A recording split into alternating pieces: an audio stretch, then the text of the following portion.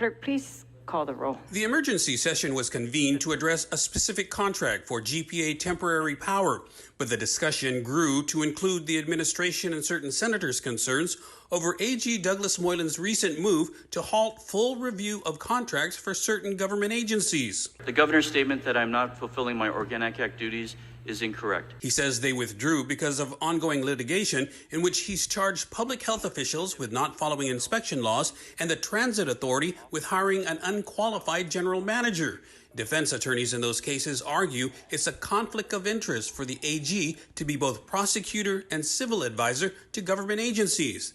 The issue also raised by Senator Will Parkinson. These people are following your legal advice, and then you are prosecuting them for it. Moylan has since proposed what he calls a workaround, in which agencies would sign off on a disclosure that his office does not directly represent them, but rather the people.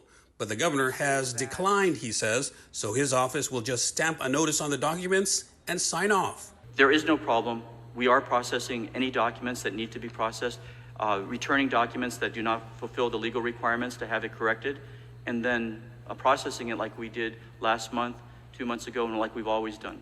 Senators appear to agree, as does AG Moylan, that the conflict of interest issue should be resolved by the courts and not them.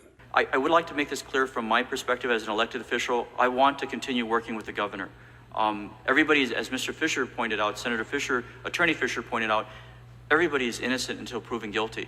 This is just the investigation struggles that we're dealing with, fulfilling the role as the public prosecutor. Meanwhile, the GPA temporary power legislation that sparked the emergency session awaits a vote.